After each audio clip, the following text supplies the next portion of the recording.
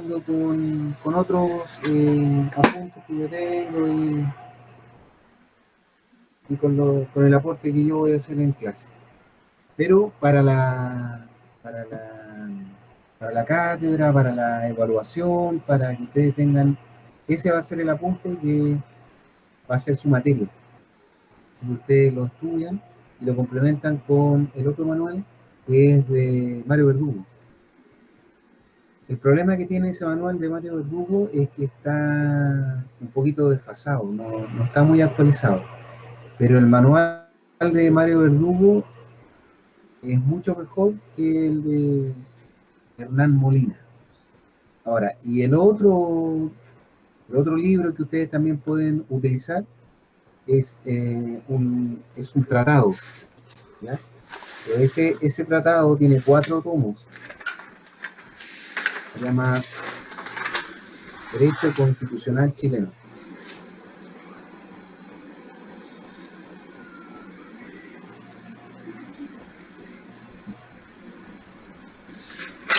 ¿Ya? Ese libro, ese ya es mucho mejor, pero ese libro es un libro que trata la materia en mayor profundidad. Ustedes, sería lo ideal es que ustedes estudiaran de ese libro. Ese libro se llama Derecho Constitucional, profesor José Luis Sea Egaña,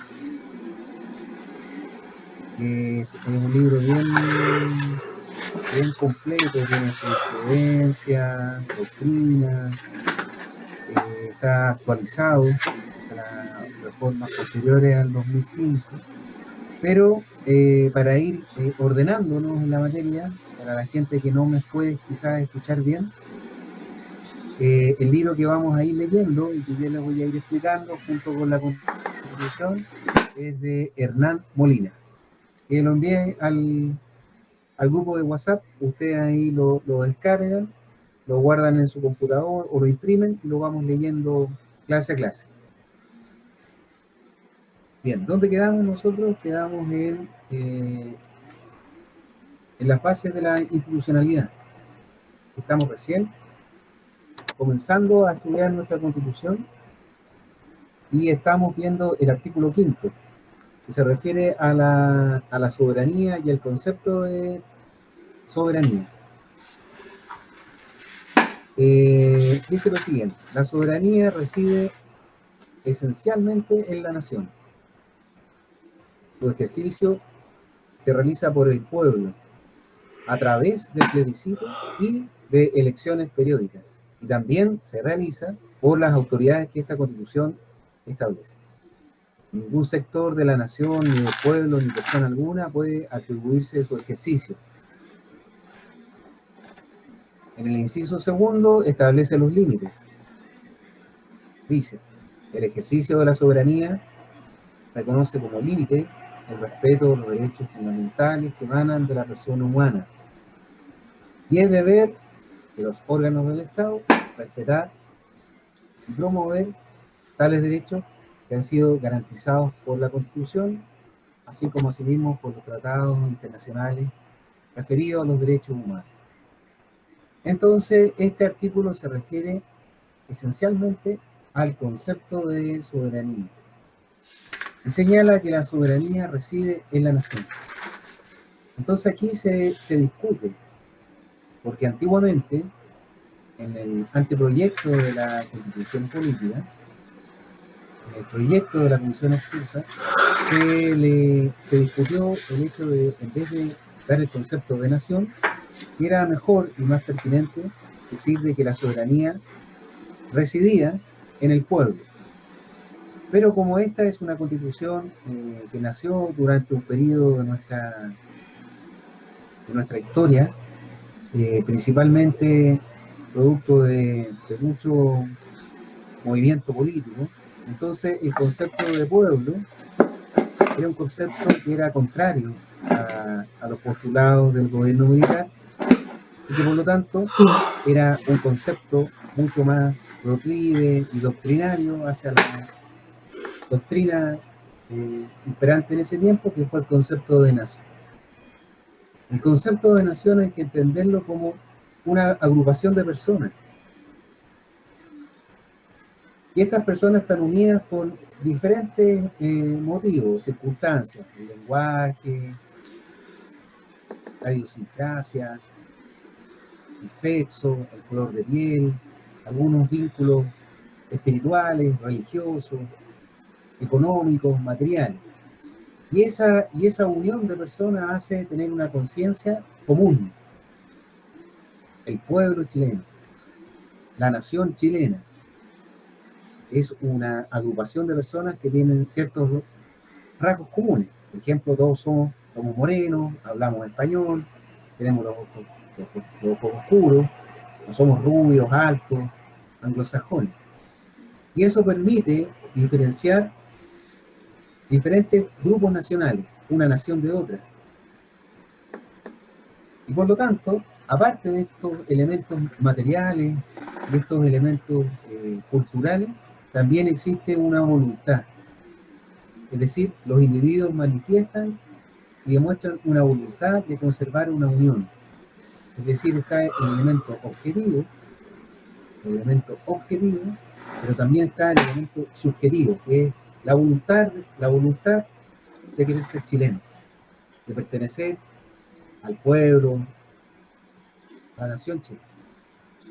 Y por lo tanto, esos elementos, que son el elemento objetivo y el elemento subjetivo, permiten la construcción del concepto de nación. Este concepto de nación, por lo tanto, comprende todas las generaciones, las generaciones pasadas, durante nuestra independencia nacional, como asimismo también un concepto de idiosincrasia futura. Por lo tanto, esta concepción y esta definición de nación permite, por lo tanto, entender y construir esta concepción o esta teoría de nuestra soberanía. Antiguamente este concepto de soberanía se elaboró principalmente durante la Revolución Francesa. Lo que sucede acá es que antes del año 1789, el concepto de nación, de soberanía, estaba radicada en el rey, en el soberano. El soberano francés establecía de que él era el gobernante absoluto. Decía, el Estado soy yo. Por lo tanto, el ejercicio del poder era originario y devenía de Dios. Dios le entregaba al soberano el poder de gobernar, y por lo tanto era un poder divino. Sin embargo, después de los pactos sociales, el contrato social con diferentes teorías de Rousseau, Montesquieu y Locke, se desarrollaron teorías, sumado a la Revolución Francesa, en que este poder ya no venía de Dios, sino que el hombre, el ciudadano, celebró un nuevo pacto, en que nació ya el concepto de sociedad civil. Por lo tanto, hubo un cambio de criterio, un cambio de paradigma en la historia del derecho, en la historia de las naciones, lo cual fue recogido por esta comisión de estudio, la comisión Ortúzar, y esta comisión de estudio de nuestra Constitución. En un primer momento, como yo les dije, había y quería adoptar el concepto de soberanía basado en el pueblo. Sin embargo, nuestra Constitución actual desechó ese concepto de soberanía, recogiendo, ¿cierto?, este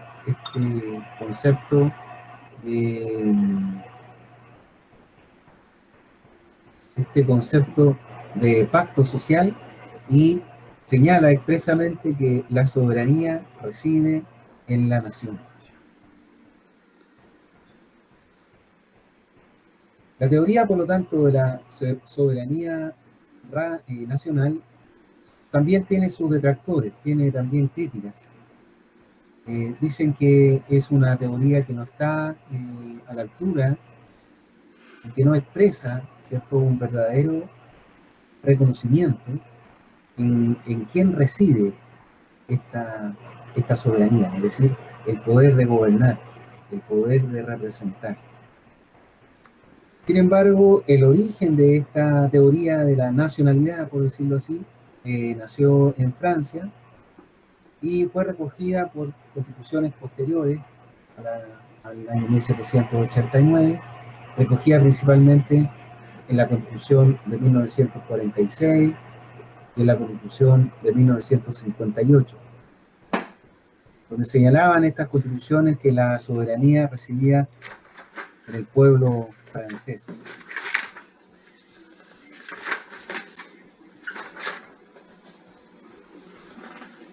Con posterioridad, esta teoría en que la soberanía reside en el pueblo fue recogida también por la Constitución, perdón, en la Nación, fue recogida por la Constitución española del año 1978, que declara precisamente que la soberanía reside en la nación. Sin embargo, nuestra Carta Fundamental, si bien hace una expresa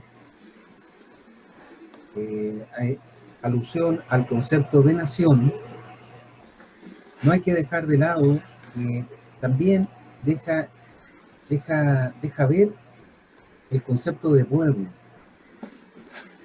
Y por lo tanto podría decirse, se puede decir, que para nuestra constitución política es una concepción mixta, que si bien en el texto expreso de la Constitución señala que la soberanía reside en la nación, pero a continuación señala que su ejercicio se realiza por el pueblo. Es decir, que si bien la soberanía reside en nuestra nación, pero quien la ejercita en la práctica es el pueblo. Y por lo tanto, por eso se señala que es una teoría mixta la que nuestra Constitución aborda.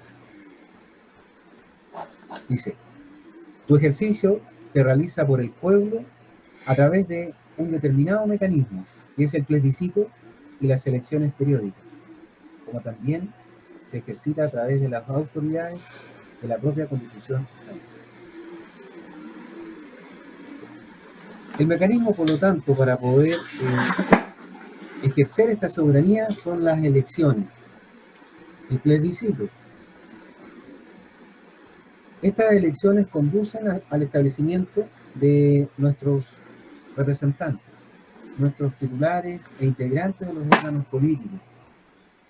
Y por lo tanto, constituyen la esencia de la democracia constitucional. El ejercicio de la democracia se realiza a través de las elecciones periódicas, a través o por medio del pueblo, es decir, el pueblo ejercita su soberanía a través de este mecanismo que son las elecciones periódicas o el plebiscito. Por lo tanto, el plebiscito es un instrumento. El plebiscito es un instrumento para el ejercicio de la soberanía.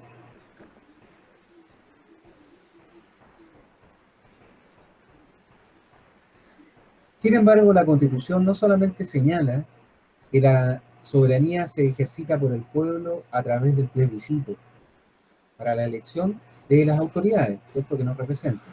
El presidente de la República, los diputados y senadores, los alcaldes y los diferentes consejeros, sino que también la Constitución señala que la soberanía se ejercita a través de las autoridades que la propia Constitución establece. Y estas autoridades son aquellas que no son nombradas por, aparte de las que son nombradas por un acto de ley, también son aquellas que son nombradas de manera directa. Como son, por ejemplo, los jefes de servicio, el fiscal nacional, los funcionarios de las Fuerzas Armadas, de orden y seguridad, los ministros de Estado, los fiscales, los ministros del Tribunal Constitucional, los miembros del Banco Central, y por lo tanto tienen otra forma de generación. Entonces aquí se distinguen dos tipos de autoridades que pueden ejercer la soberanía. Primero, las que son designadas a través del plebiscito, son elegidas a través del plebiscito, y las segundas autoridades que son designadas de manera directa o a través, por ejemplo, de un concurso público. Y por esa razón se entiende y se dice que la Constitución consagra una teoría mixta, es decir, una teoría mixta de soberanía, radicada en la nación, pero que su ejercicio se realiza a través del pueblo. Este mecanismo que es el plebiscito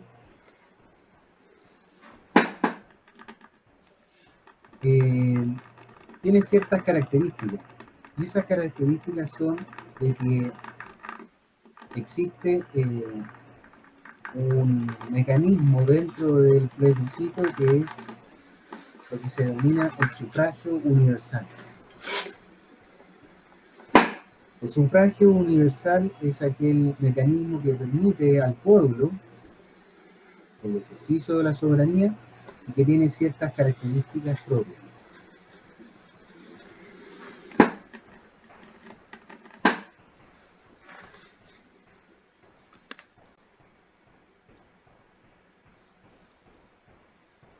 Sigue la Constitución señalando de que la soberanía no puede ser autoatribuida.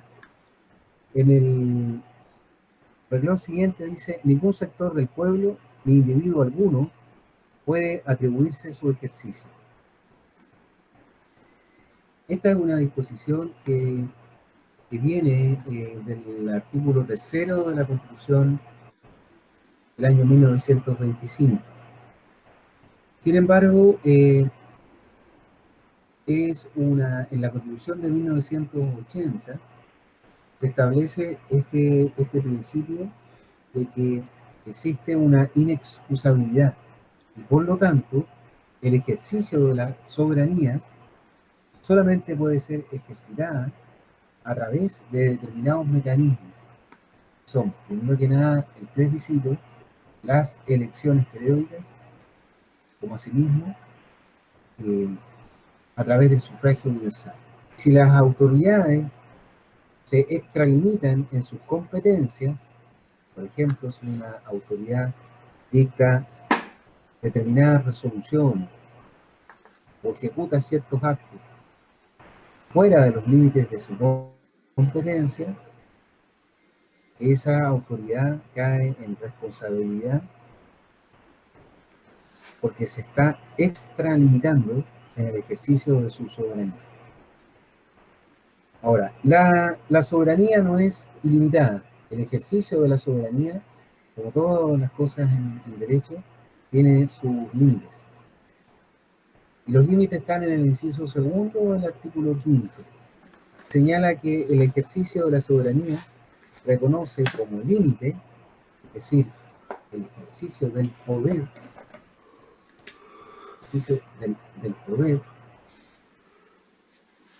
las competencias de los órganos, las atribuciones de los órganos del Estado, por ejemplo, la atribución de un juez, la atribución de un policía, las facultades de ejercer la jurisdicción, el poder político, administrativo, tiene como límite el respeto de los derechos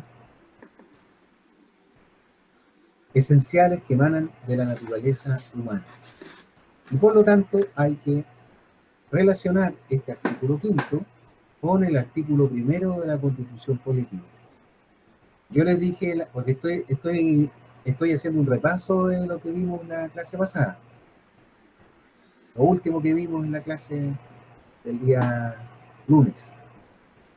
Y ahí yo les dije que los artículos más importantes de este capítulo primero de la Constitución es el artículo 1 y el artículo 5, porque están muy ligados.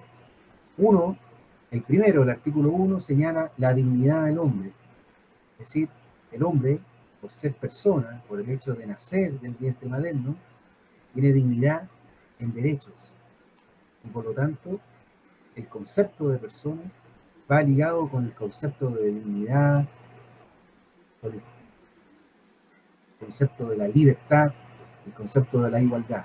Y ese concepto de dignidad, de esencia de la naturaleza humana, está muy unido con el artículo 5, donde establece que el límite del ejercicio del poder es precisamente el respeto de los derechos que emanan de la naturaleza humana.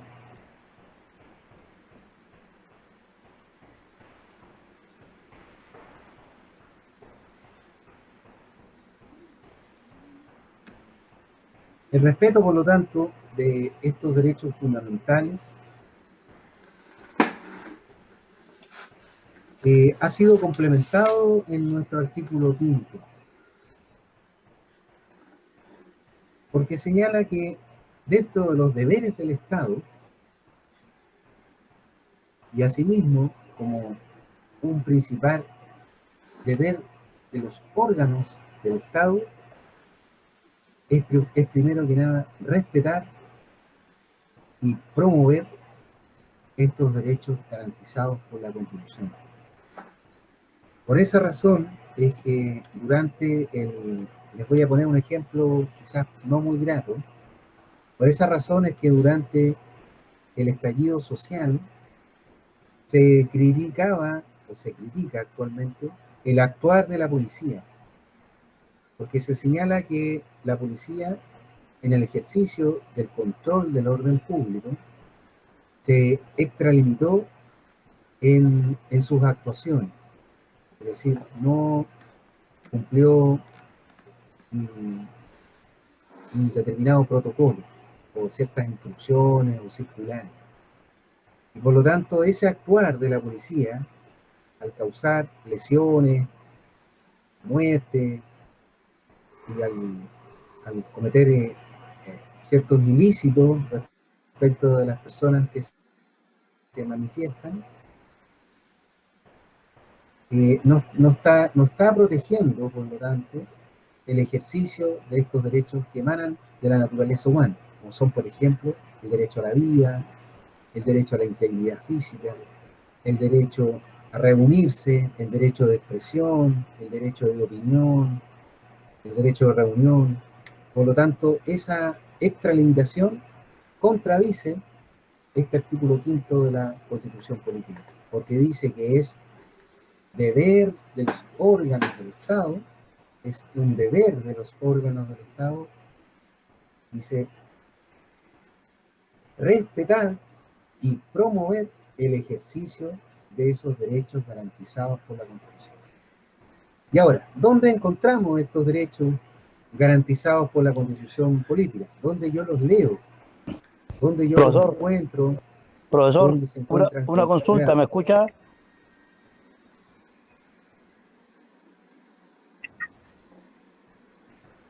¿Me escucha, profesor? ¿Sí?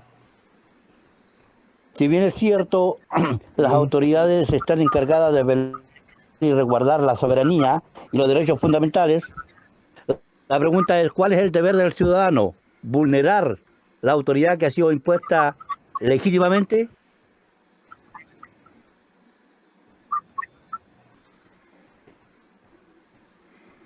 Bueno, los Porque, deberes del ciudadano están impuestos por la ley. claro, porque el derecho a manifestarme significa que yo lo tengo que hacerlo en la plena libertad de no vulnerar el derecho de los demás. Pero no podemos llamar a una manifestación, se puede decir, un reclamo legítimo cuando hay vandalismo, hay saqueo, hay destrozo y hay destrucción. Porque eso significa que mi derecho de libertad de expresión yo lo estoy vulnerando de la manera que estoy actuando contra la norma. Sí, en eso tiene razón. Porque yo no puedo exigirle a una autoridad que él respete un protocolo si yo salto y Ese, vulnero los derechos de esa autoridad. Porque yo estoy sujeto bajo normas.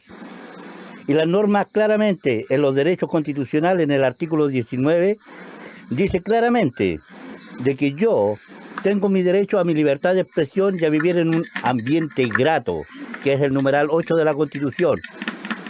Y también tengo derecho al libre tránsito. Pero si yo voy caminando y veo a 50 sujetos protestando e impidiéndome mi libre tránsito, ¿por qué yo tengo que hacer culpable a la autoridad de la vulneración que los mismos ciudadanos están haciendo a nuestras normas?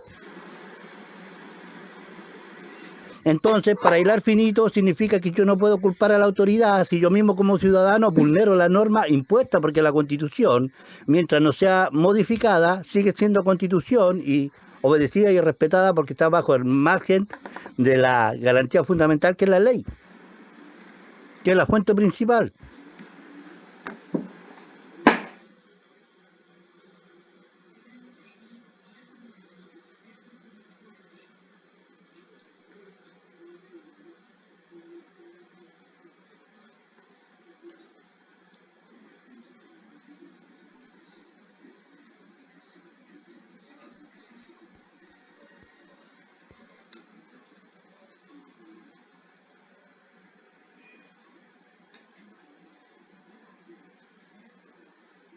Profesor, no se le escucha porque tiene apagado el micrófono.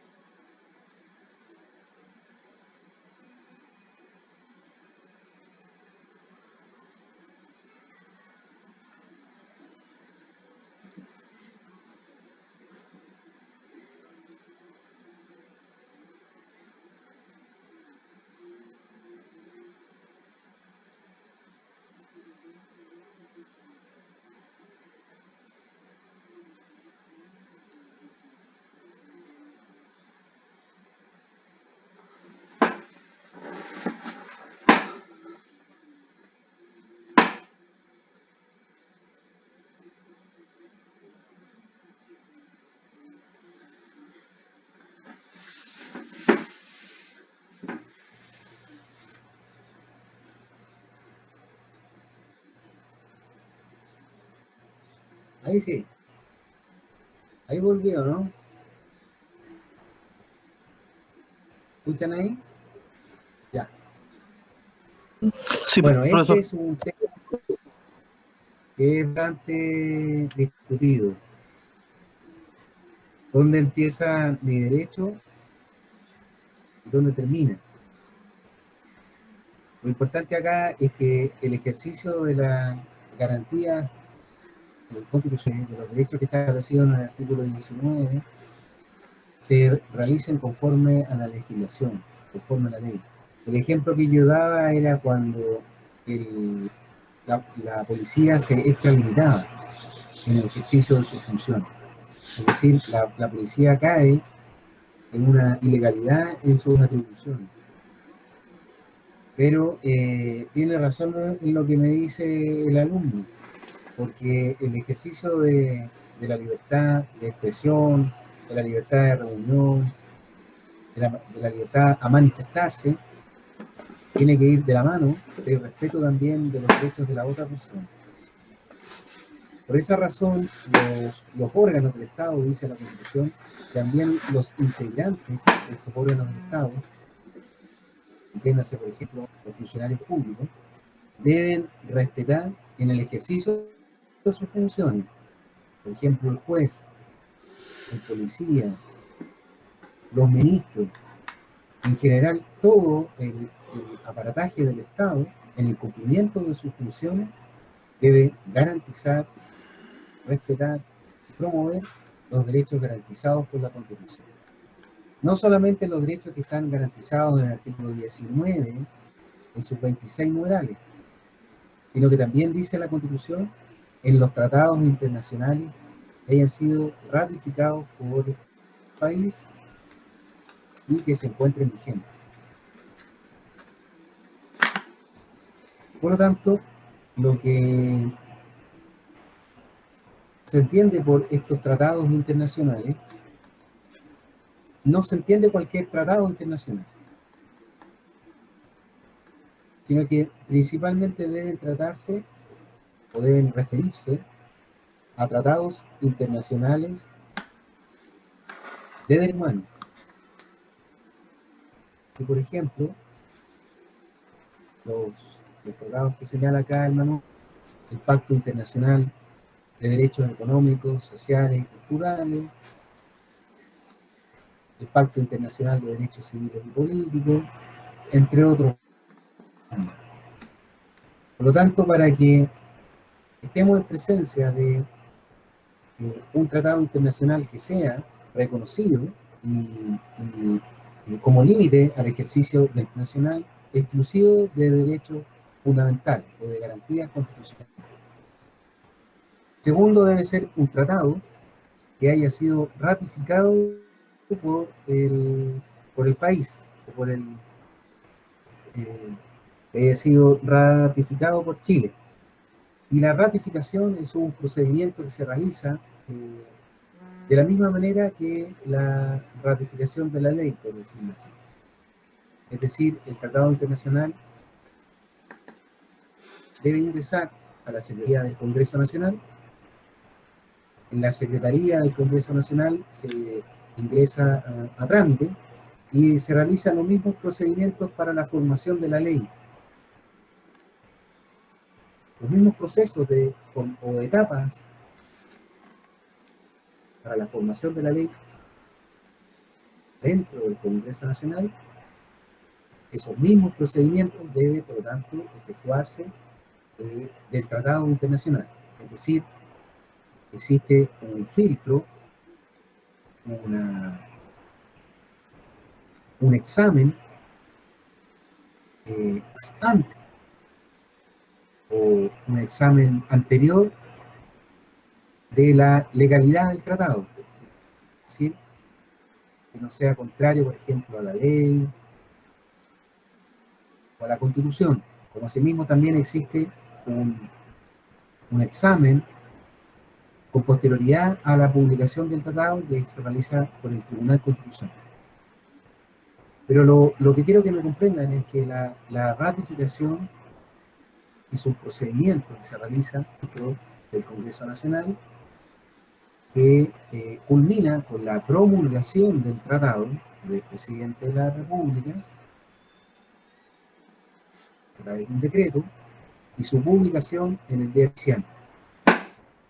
Desde que es promulgado y publicado en el diario oficial, ese tratado, por lo tanto, se encuentra vigente. Ahí cumple el tercer requisito. Es decir, el primer requisito es que debe tratarse de un tratado cuya materia sea exclusiva de derechos humanos. Segundo, debe ser ratificado y debe encontrarse vigente. Viendo esos tres requisitos, ese tratado internacional, por lo tanto, referido a materias de derechos humanos, no tiene límite para el ejercicio del poder y de la soberanía. Siguiendo con nuestra Constitución, vamos ahora a ver el artículo 6. El artículo 6 de la supremacía y el principio de legalidad. Supremacía constitucional y principio de legalidad. Vamos a leer. Artículo 6. Los órganos del Estado deben someter su acción a la Constitución y a las normas dictadas conforme a ella. garantizar el orden institucional de la República, y a los integrantes de dichos órganos, como a toda persona, institución y grupo. La infracción a esta disposición genera las responsabilidades y sanciones que determina la ley. Este principio de la supremacía constitucional permite posicionar a la Constitución dentro del ordenamiento jurídico como la norma fundamental del Estado, sobre en una jerárquica superior a todas las normas. Esta es una posición que viene de la teoría filosófica del positivismo. El positivismo se caracteriza porque da una preeminencia a las reglas escritas, a las reglas incólumes, a las reglas que no pueden ser modificadas, y estructura, ¿cierto?, nuestro ordenamiento jurídico dentro de un principio de supremacía o de jerarquía de normas, en que existen dentro de nuestro ordenamiento constitucional normas que son superiores, normas que son inferiores. Sin embargo, este principio de la supremacía constitucional se ha criticado dentro de las posturas más modernas de la filosofía del derecho, y es lo que se ha denominado la constitucionalización de las normas. Esto significa de que en realidad no existe una jerarquización de las normas jurídicas. Para estas posiciones más modernas no existe una norma superior y una norma inferior, sino lo que existe dentro de nuestro ordenamiento jurídico es un sistema de normas. Y este sistema de normas está vinculado a diferentes o a varios principios. Y esos principios, algunos son superiores, inferiores, permiten una canonización de las normas jurídicas. Eso es como a modo de complemento, a modo de crítica. Sin embargo, nuestra Constitución toma este concepto positivista y se refiere ya derechamente al concepto de la supremacía constitucional. Y dice que la Constitución, yo no lo comparto, dice que la Constitución se encuentra en la cima de la pirámide de nuestra normativa jurídica y goza, por lo tanto, de una supremacía. Y por lo tanto, todas las demás normas, todos los órganos del Estado en el cumplimiento de sus funciones, todo grupo de personas, grupos intermedios, la sociedad civil, todo órgano titular del poder del Estado debe estar supeditado a la Constitución. So pena, dice, de caer en responsabilidades, la nulidad, por ejemplo, y generar las responsabilidades civiles, políticas, penales. Y por eso señala acá que en el artículo siguiente, señala que en el 7, señala que los órganos del Estado deben actuar válidamente previa investidura regular de sus integrantes, dentro del marco de su competencia y en la forma que establezca la ley. Es decir, que el principio de la supremacía constitucional del artículo 6 está muy ligado, muy unido al principio de la legalidad del artículo 7, que señala que estos órganos, el aparataje del Estado, para poder actuar a la vida del derecho, debe previamente estar investido, debe tener competencia y por lo tanto debe actuar dentro de este marco de competencia. Por ejemplo, el Ministerio de Energía o el Ministerio de Minería no puede dictar sentencias penales, porque estaría actuando fuera del ámbito de su competencia. Un policía, por ejemplo, no podría aplicar una pena, que estaría ejerciendo facultades de jurisdicción, de competencia exclusiva de los tribunales de justicia.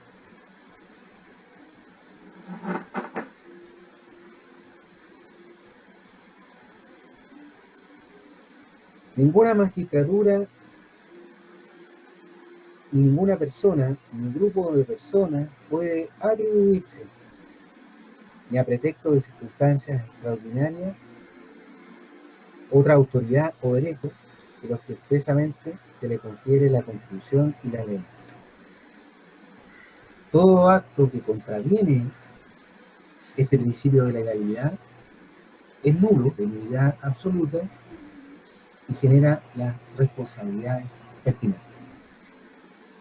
Por lo tanto, vamos a ver aquí el Ministerio Público, el Banco Central, la Contraloría General de la República, las Fuerzas Armadas, el Poder Constituyente o el Congreso Nacional, todos los órganos del Estado deben someter su actuar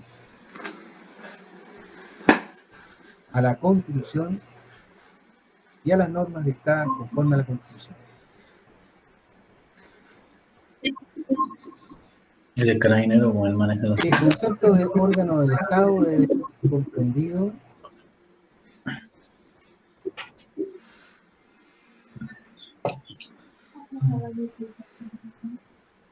¿Cómo es, mamá? el concepto ¿Dónde están cortando? público o el concepto de Estado Si no, No, qué cabrón, hombre. hay otro paquete más. a alguien se le pide el micrófono. Rodolfo, tu micrófono. ¿Alguien tiene prendido? Disculpe, profesor.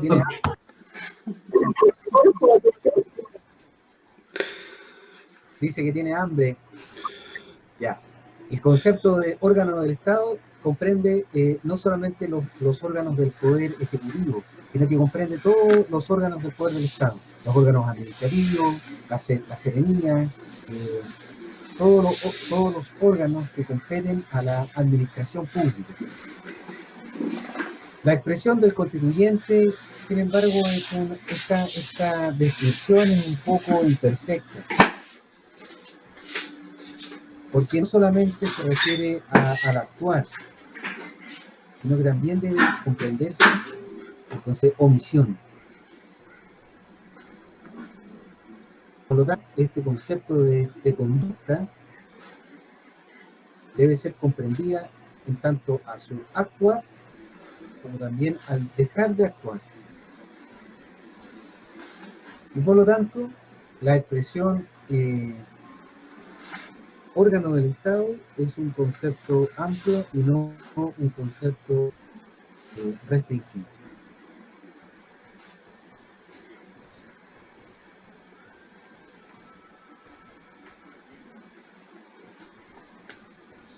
El principio de legalidad del artículo 6 permite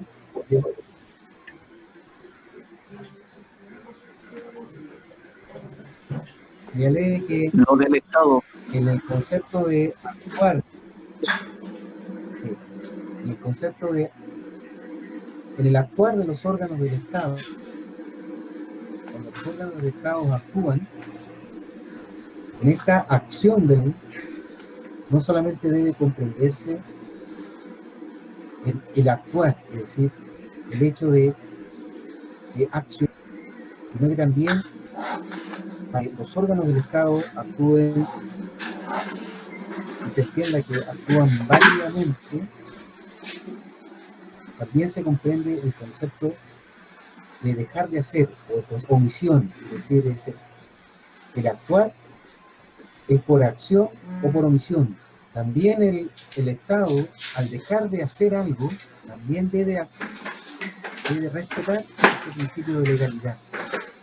si en su dejar ser comete una maldad, comete un acto delictivo, también por lo tanto estaría vulnerando el principio de legalidad. Eso quiere decir que el concepto de órgano del Estado es un concepto amplio, no es un concepto restringido, no solamente referido al Poder Ejecutivo, sino que referido a un concepto que engloba todo el actuar del Estado, tanto en su accionar como en dejar de hacer algo. El artículo 6 también, referido a este principio de legalidad, permite darle validez al actuar de la administración. ¿Por qué razón? Porque los órganos del Estado, en el desarrollo de sus funciones,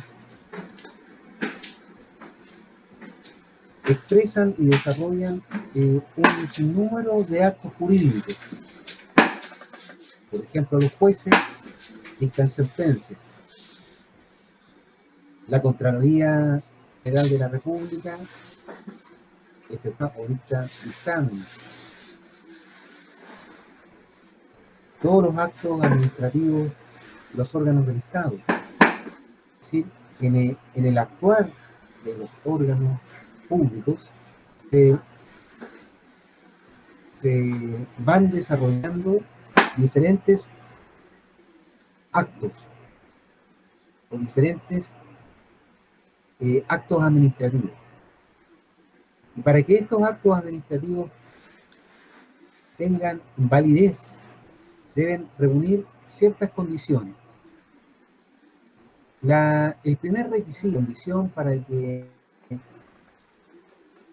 un acto del Estado en sí sea válido, es que debe emanar de un órgano cuyos titulares hayan actuado previa investidura regular de sus integrantes.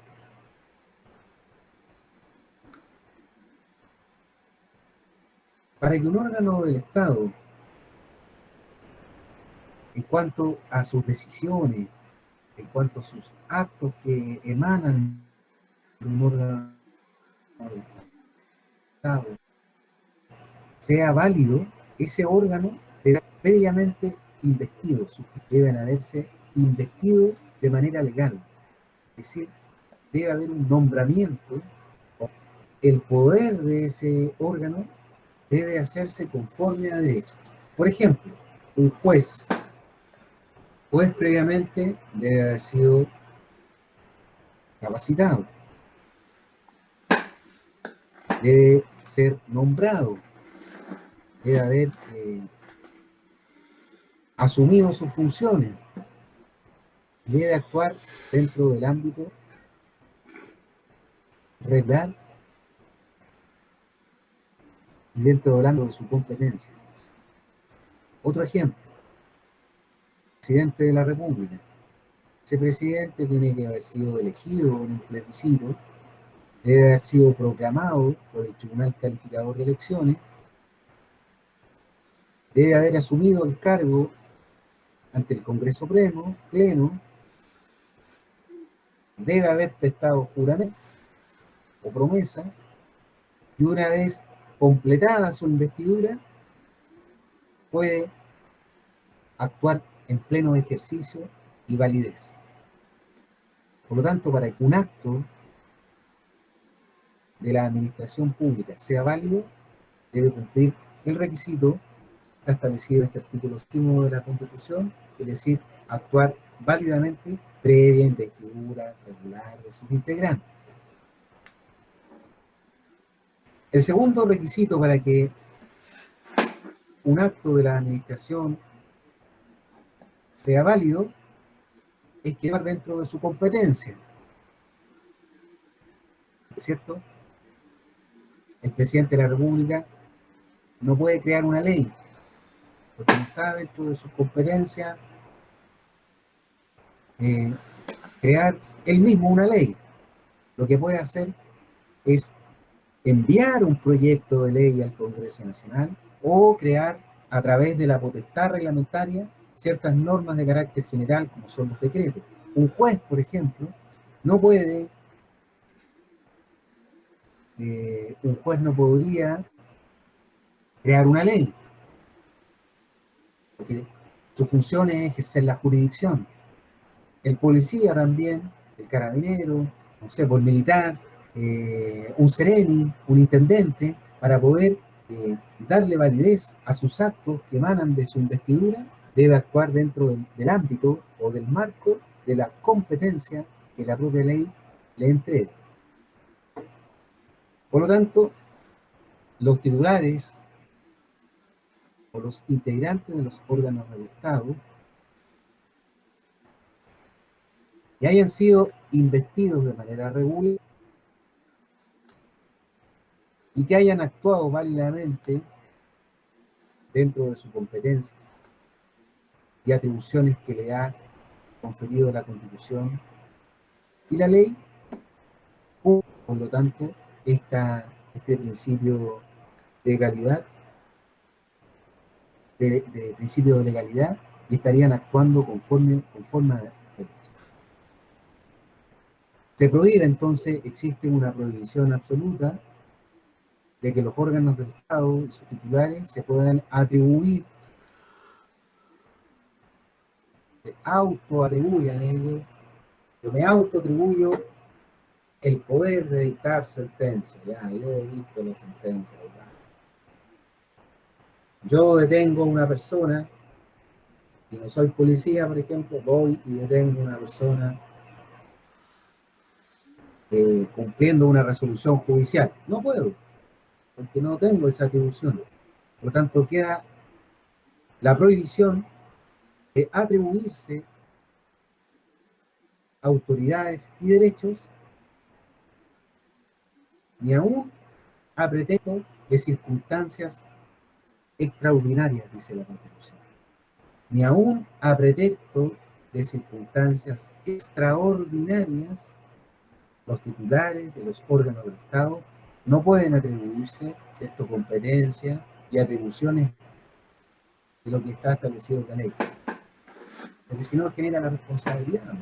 Genera la responsabilidad penal, la responsabilidad administrativa y la responsabilidad civil.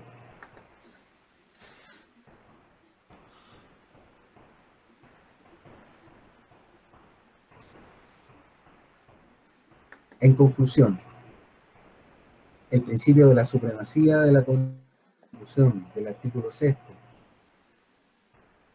y el principio de legalidad del artículo 7 son los principios básicos para poder consagrar y establecer un Estado de Derecho. Toda vez que el ordenamiento jurídico o la ley, por decirlo así, es un límite al poder político y por lo tanto permite y garantiza el respeto de los derechos fundamentales de la persona humana. Voy a volver a repetir. El artículo 6 son los pilares fundamentales de un Estado de Derecho. Estos principios son el límite al ejercicio del poder y garantizan el respeto de los derechos fundamentales que emanan de la persona humana.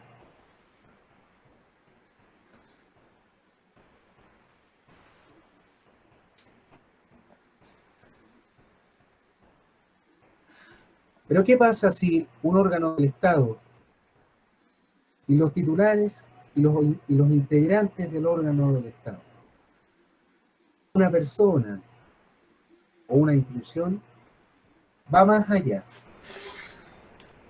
y no respeta este principio de legalidad? Dice, no, yo no estoy ni ahí con el principio de legalidad, yo soy bacán. Yo soy la ley, dice. Voy más allá de mis competencias, voy más allá de mis atribuciones.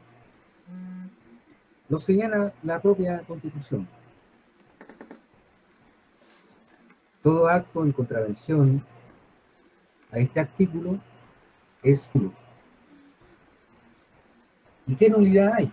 ¿La nulidad relativa o la nulidad absoluta? La nulidad es la respuesta, precisamente, inciso final del artículo 6 y 7. Es decir, es la propia ley la que establece la sanción. ¿Qué sanciones hay o qué responsabilidades hay? Primero, la responsabilidad política.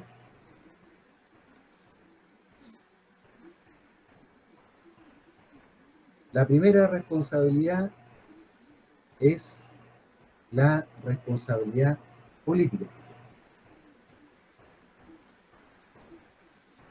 o la responsabilidad de gobierno, que se llama. Dejo de ser intendente, dejo de ser gobernador, dejo de ser funcionario público, pero también genera la responsabilidad civil o la responsabilidad patrimonial. La responsabilidad civil o patrimonial es la que resarce un daño, ¿cierto? Ya sea patrimonial o moral. También genera la responsabilidad penal y la responsabilidad administrativa.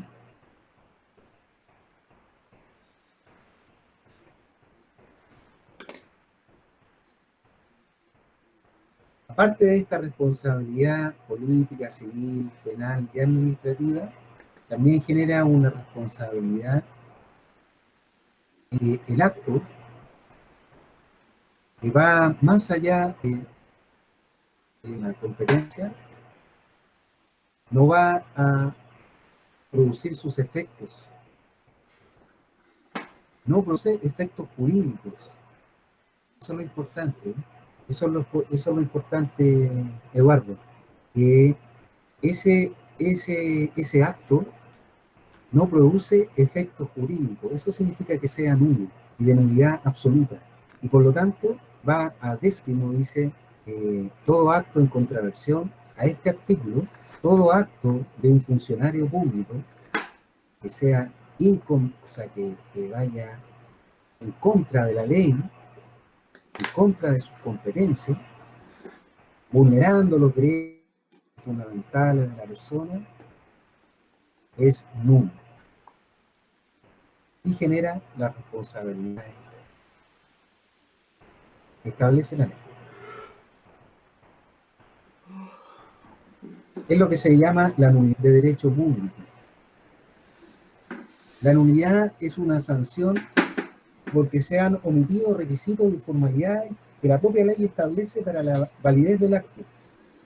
Y por lo tanto, se denominan nulidades de derecho público.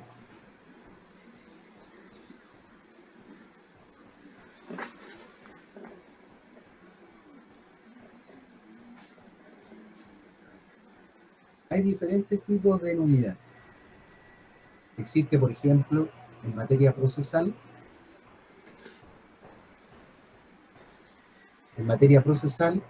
existe la nulidad procesal. En materia legislativa, esta nulidad es ejercitada por el Tribunal Constitucional.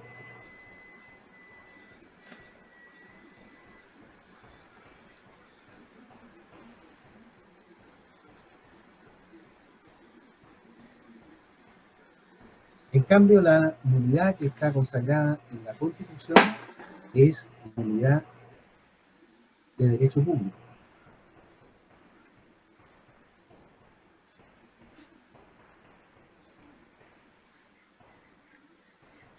Esta nulidad, ¿quién la declara? ¿Cómo yo la ejecuto? Esta nulidad debe ser establecida por los tribunales de justicia.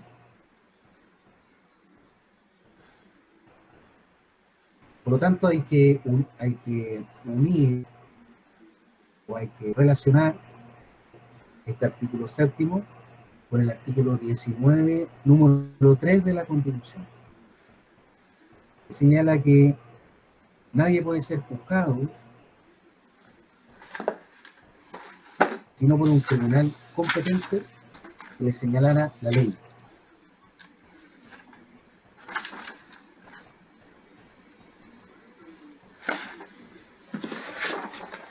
Existe un solo caso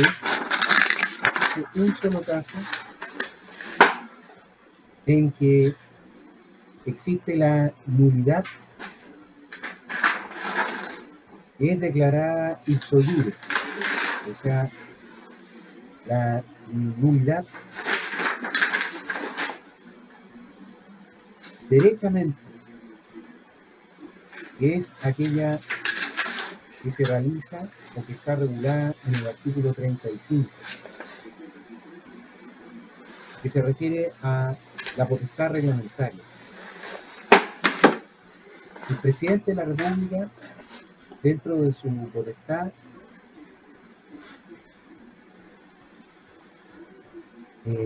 la Constitución y la ley le permite ser un colegislador, es decir, ejercer la potestad reglamentaria. La potestad reglamentaria consiste en la facultad, en el poder que tiene el presidente de la República para poder dictar ciertas de carácter general y obligar, que se denominan, por regla general, decretos. Hay diferentes tipos de decretos, pero dentro de las formalidades de los decretos es que deben cumplir con la firma del presidente de la República, como asimismo deben ser firmados por el ministro respectivo. Todo decreto debe con la firma del ministro de la cartera pertinente. Por lo tanto, si es que no llega la firma del ministro, ese acto es nulo de pleno derecho, ipso facto, sin necesidad de recurrir a un tribunal competente para que lo declare. Esa es la única excepción de la nulidad ipso iure que se llama. Todas las demás nulidades, tanto en materia civil, en materia procesal, en materia constitucional, deben ser declaradas en un tribunal competente.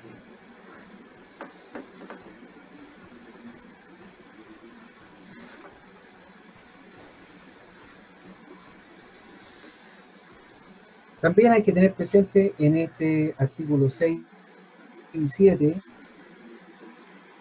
que ninguna persona, ni magistratura, ni grupo puede atribuirse más derechos que lo que le corresponde, ni aún a pretexto de circunstancias extraordinarias. No puede atribuirse otra autoridad o derecho que los que expresamente se le haya conferido en virtud de la Constitución y la ley. Este inciso segundo del artículo 7 consagra el principio constitucional que señala que solo puede hacerse, solo y realizarse lo que expresamente está facultado o autorizado por la Constitución y la ley. Solo puede realizarse lo que la ley autoriza, lo que la ley faculta. Yo puedo actuar dentro del ámbito de mi competencia que la ley me otorga. No puedo yo extralimitarme en mis funciones, en mis atribuciones, en mi competencia, porque no me lo permite la ley. Cosa completamente distinta es en materia de derecho privado. Porque en materia de derecho civil, por ejemplo, se puede hacer todo lo que no esté prohibido por la ley. Todo lo que no esté prohibido se puede hacer. Nosotros podemos celebrar, por ejemplo, con Eduardo John, un contrato, ¿cierto? Yo con Eduardo le digo, Eduardo, hagamos un contrato. Y Eduardo me dice, ya, hagamos un contrato. Pero ese contrato en materia civil o en derecho privado se puede pactar todas las cláusulas que nosotros queramos, siempre y cuando no esté prohibido por la ley. No vaya en contra de las buenas costumbres, ¿cierto? No vaya en contra del orden social, no nos asociemos para cometer delitos.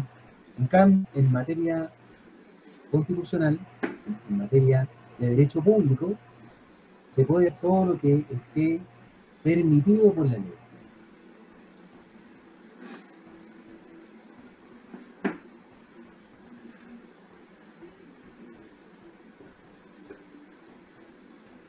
Asimismo, este principio de que ninguna persona, ni magistratura, ni ente, ni órgano del Estado puede extralimitarse en sus funciones, contribuye también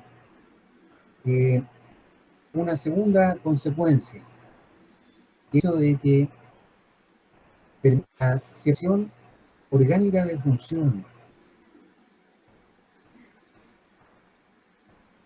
es decir, de que cada órgano del Estado debe cumplir sus funciones dentro del ámbito de su competencia y por lo tanto se distribuye la competencia del Estado en diferentes órganos, en diferentes magistraturas, en diferentes autoridades.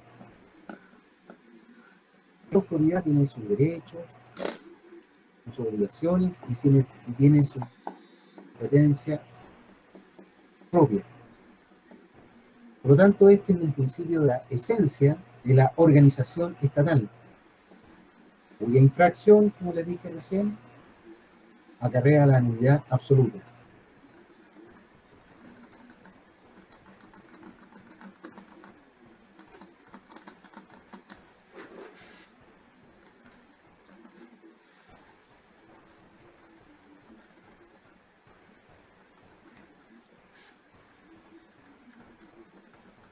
El artículo 8, para seguir avanzando con nuestra Constitución, se refiere al principio de la probidad.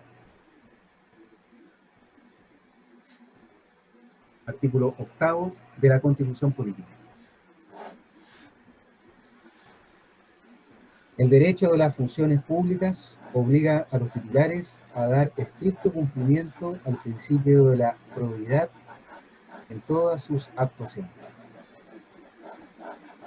El inciso 2 se refiere al principio de la publicidad.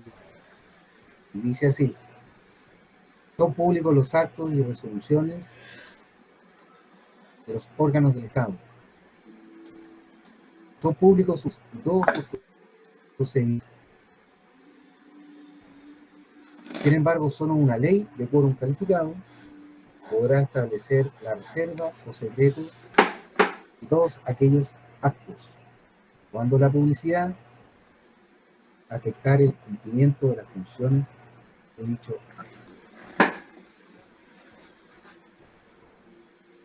Vamos entonces a ver ahora el principio de la probidad.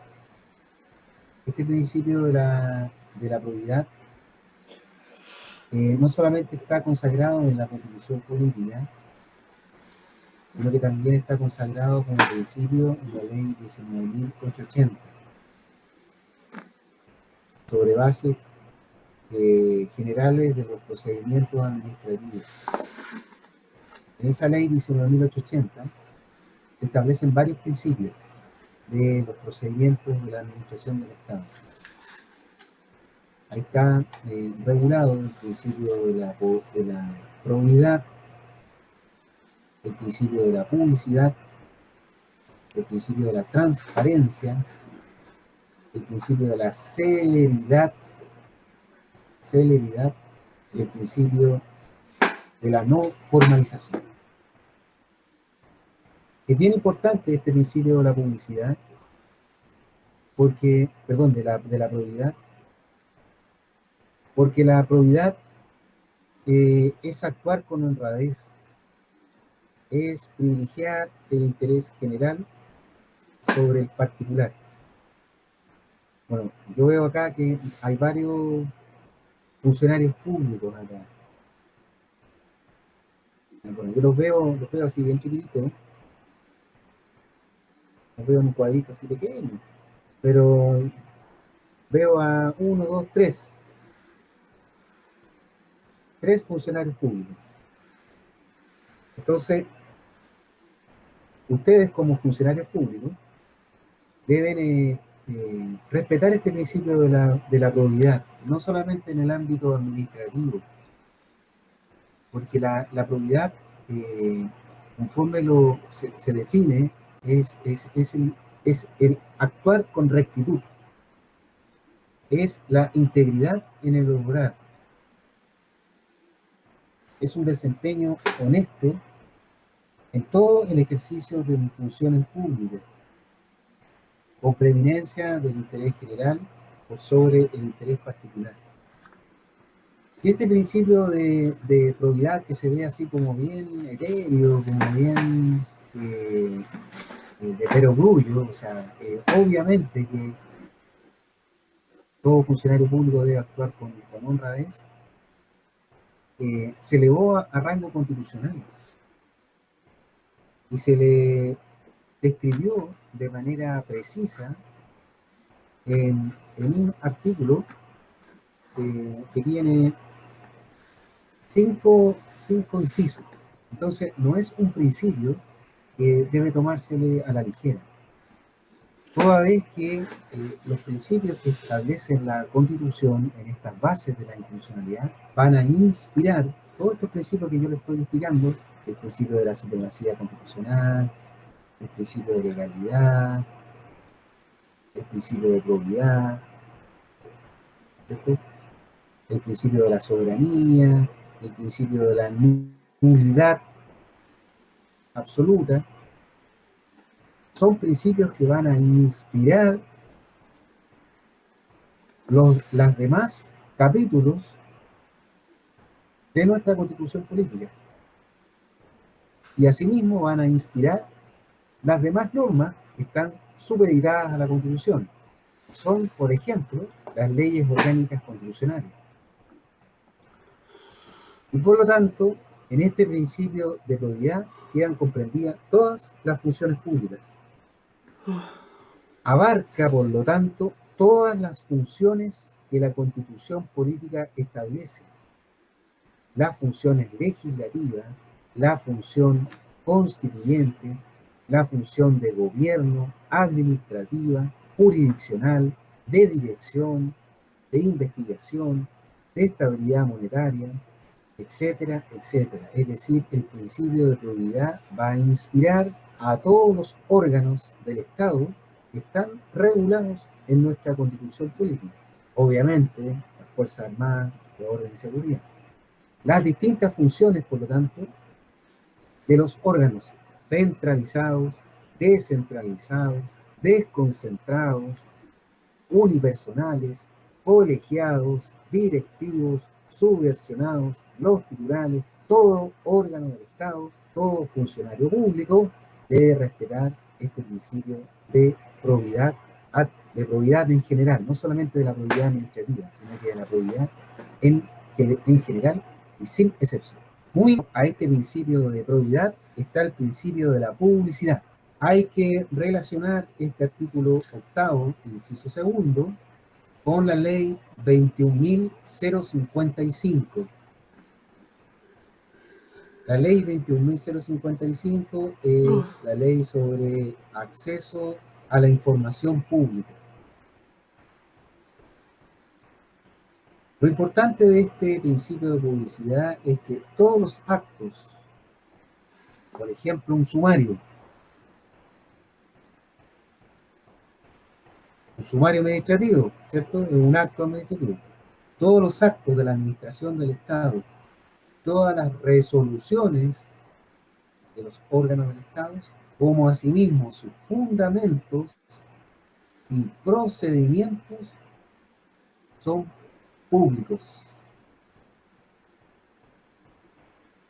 Esa es la regla general. La regla general, por lo tanto, es la publicidad.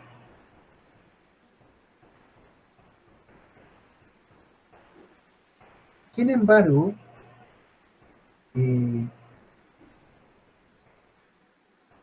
hay ciertas excepciones, porque se establece de que existirá una ley de quórum calificado. Yo creo que todos saben lo que es una ley de quórum calificado. Existe una ley de quórum calificado en virtud de la cual se va a establecer la reserva o el secreto. Es decir, si bien existe la regla general de la publicidad, la Constitución permite la existencia de una ley de quórum calificado que va a establecer restricciones, ¿cierto? O límites a este principio de la publicidad. Y por lo tanto, estas restricciones, primero, lo establece acá la Constitución, es que eh, se van a establecer restricciones a la publicidad cuando la publicidad afecte el cumplimiento de las funciones del órgano. Cuando las funciones del órgano, el cumplimiento de sus funciones, se vea disminuida, se vea paralizada, se impida el cumplimiento de la función del órgano estatal, eh, esta ley puede establecer ciertos límites y restricciones a la publicidad. El segundo, la segunda excepción es cuando la publicidad afecta a derechos de las personas. Cuando la publicidad afecta derechos personales o derechos personalísimos. Por ejemplo, saber mi orientación sexual, saber cuál es mi remuneración, tener acceso a ciertos antecedentes que son sensibles, mis antecedentes penales, la hoja de vida, mi orientación religiosa, y por lo tanto se puede ver vulnerado algunos derechos que están garantizados por la Constitución. Mi vida privada, la salud de la persona, por ejemplo, tener acceso a su ficha clínica, saber si yo, por ejemplo, he sido operado de alguna enfermedad. La tercera excepción es cuando la publicidad afecta la seguridad de la nación. Yo hace unas 2 o 3 clases les expliqué el concepto de seguridad nacional. ¿Se acuerdan? Yo les expliqué que el concepto de seguridad nacional era un concepto no solamente orientado hacia un concepto militar, sino que el concepto de seguridad nacional debe ir orientado hacia un concepto amplio, como es, por ejemplo, la economía, el derecho, el desarrollo. Por lo tanto, esta es una excepción a la publicidad porque se está afectando a ciertas funciones del Estado, dentro de las cuales podría estar la seguridad de la nación. También, como número 4, existe una excepción al principio de publicidad cuando la publicidad afecta al interés nacional.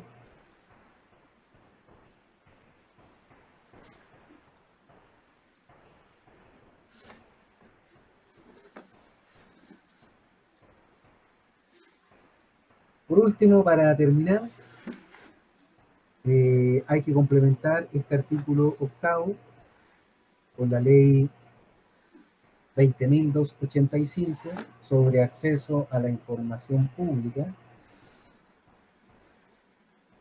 Tienen que leer esta ley, es bien práctica, aunque uno no crea, esta ley es de bastante aplicación. Y en su artículo Profe, cuarto disculpe, ¿cuál es? señala el principio de la transparencia de la función pública. 20.285, 20.285 sobre acceso a la información pública. Y en su artículo cuarto señala que el principio consiste en respetar y cautelar la publicidad de los actos y de todas las resoluciones de la administración del Estado. También existe un Consejo para la Transparencia. Este Consejo para la Transparencia es una especie de tribunal en que las personas pueden recurrir cuando los órganos del Estado le han denegado cierta información. Por lo tanto, nosotros como ciudadanos recurrimos, o sea, vamos a este Consejo para la Transparencia para que este Consejo resuelva la entrega o no de la información. También existe, respecto de los funcionarios públicos, la declaración de intereses. ¿Se acuerdan? ¿La conocen? La declaración de intereses y patrimonio, en que los funcionarios deben declarar sus bienes, deben declarar sus cuentas corrientes, deben declarar lo que ha ingresado y lo que ha salido después de su ejercicio. Y eso está establecido en la ley 18.575 sobre orgánica constitucional de bases generales de la administración del Estado. Ese también es una consecuencia de este principio de la publicidad.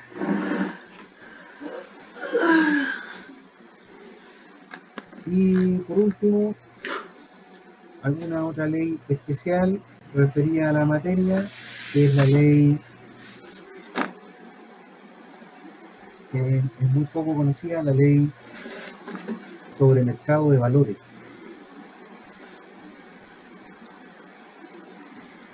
Esa ley sobre mercado de valores también hace referencia a los títulos transferibles, que también pueden ser se agregó un nuevo inciso, el artículo octavo de nuestra Constitución, que señala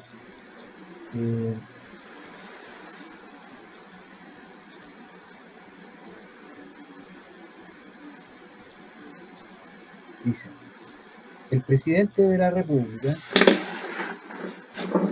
y los ministros de Estado, los diputados y senadores y las demás autoridades y funcionarios que una ley orgánica constitucional señale, deberán declarar sus intereses y su patrimonio de manera pública.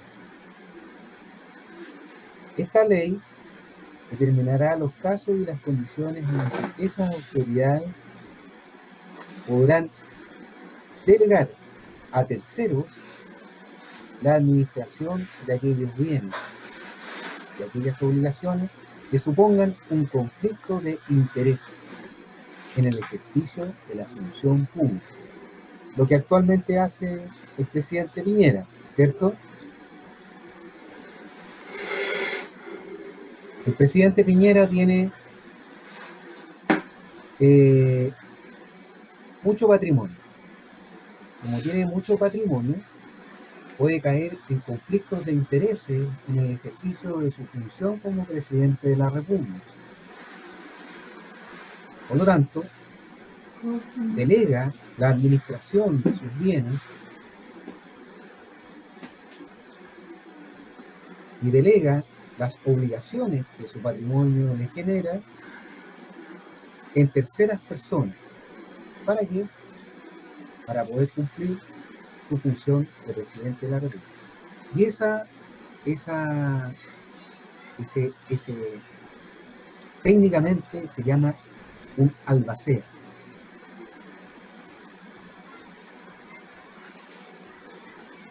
Asimismo dice, podrá considerar otras medidas apropiadas para resolverlos y en circunstancias calificadas disponer la enajenación de todo o parte de sus bienes. Bien, nos está quedando, antes que se me queden dormidos, antes que les dé hambre, el último artículo de nuestras queridas bases de la institucionalidad, que se refiere al terrorismo. Es el último artículo, antes que nos vayamos a dormir, para ir a trabajar mañana. Sí, profesor. Es el terrorismo. El terrorismo dice lo siguiente. Artículo 9. El terrorismo en cualquiera de sus formas es por esencia contrario a los derechos humanos.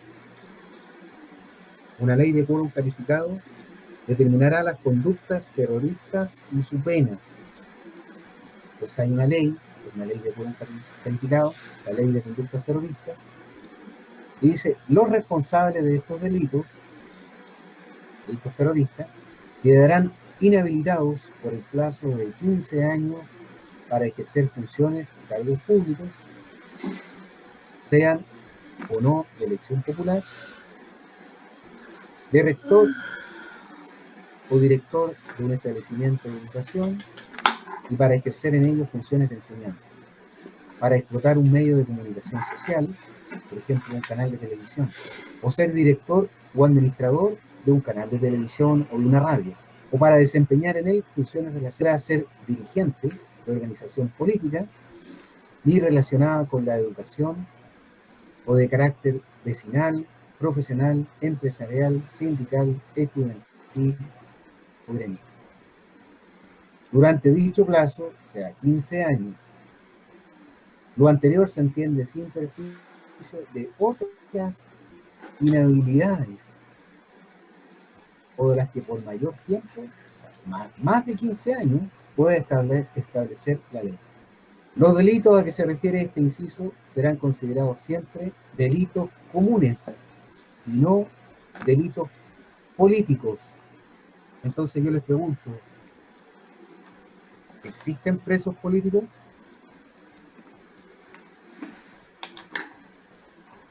Y la propia Constitución dice que los delitos terroristas se considerarán comunes y no políticos para todos los efectos legales y no procederá respecto de ellos el indulto particular.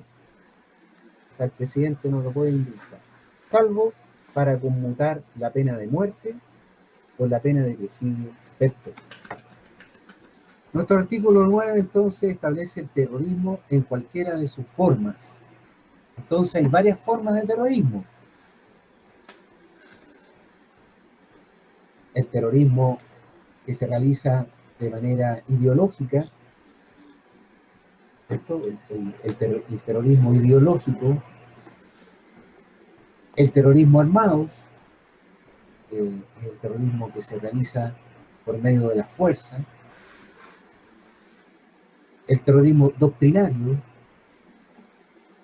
establecido en ciertas doctrinas, como son, por ejemplo, y doy mi opinión personal, la doctrina marxista o la doctrina leninista, y por lo tanto la Constitución señala que el terrorismo en cualquiera de sus modalidades es contrario a los derechos humanos. ¿Cuál es la finalidad del terrorismo? La finalidad del terrorismo es perturbar el orden, atemorizar a la sociedad, atemorizar a grupos, la venganza y la represalia política y social. Y por lo tanto, como es una conducta que atenta contra los derechos humanos, la Constitución se remite a una ley de quórum calificado, que se denomina Ley de Conductas Terroristas.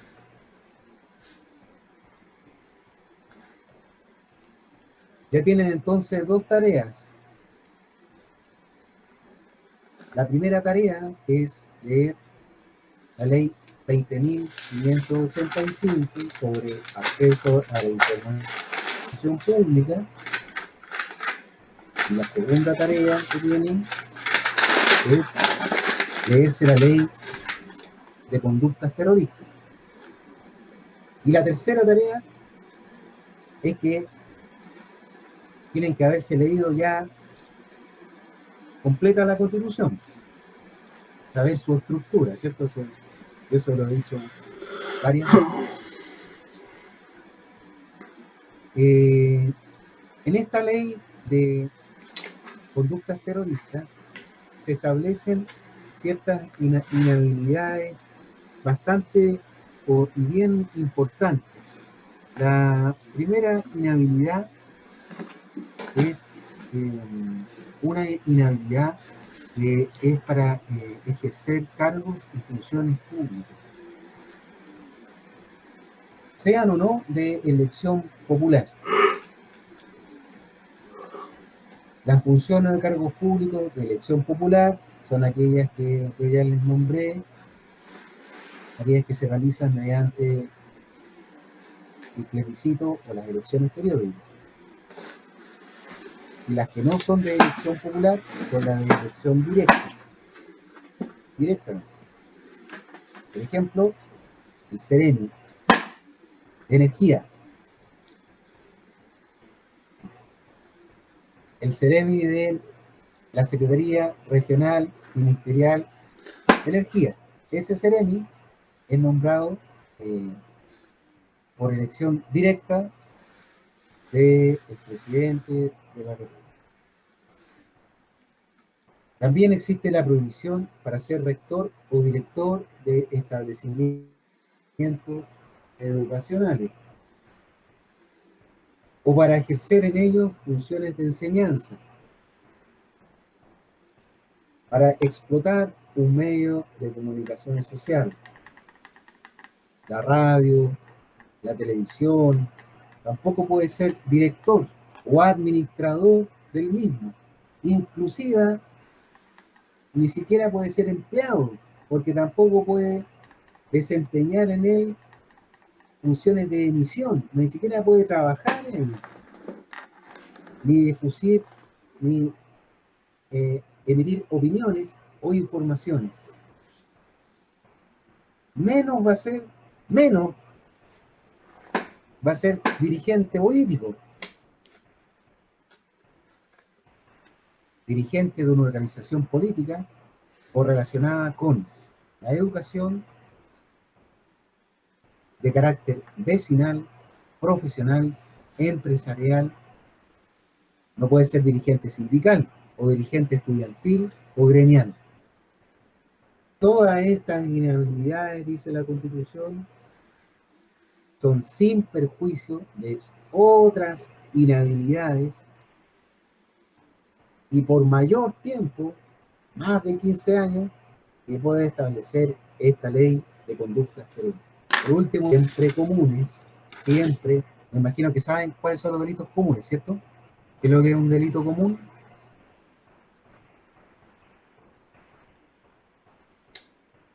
Los delitos comunes son los delitos que están regulados en la legislación común. ¿Cuál es la legislación común? El Código Penal. No son delitos de carácter especial, porque los delitos de carácter especial o delitos especiales son aquellos que están en leyes especiales. Por ejemplo, la ley de drogas. Por ejemplo, los delitos militares que están en el Código de Justicia Militar. Entonces tenemos los delitos comunes, que son los delitos que están regulados y tipificados en la legislación común, el Código Penal. El robo, el homicidio, la estafa, la violación, las lesiones.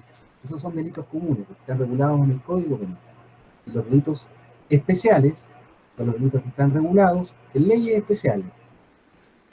La ley de tránsito, la ley de drogas, la ley de conductas terroristas, etc. Pero esta ley de conducta terrorista dice que estas conductas no son consideradas delitos especiales, son considerados delitos comunes, y por lo tanto no son delitos políticos. Y en consecuencia, los responsables pueden ser extraditados en conformidad con los respectivos tratados internacionales. Y por esa razón se pidió la extradición de un señor de apellido Salamanca, creo que es Salamanca, que estuvo o está detenido actualmente en Brasil. Ese señor es el autor material, creo, o intelectual del señor Guzmán, de Jaime Guzmán. Y ese tipo fue detenido en Brasil. Como fue detenido en Brasil, Chile está pidiendo la extradición. Y tengo entendido que está acá en Chile, la cárcel de alta seguridad. Bien. Vamos a quedar ahí en la ley de conducta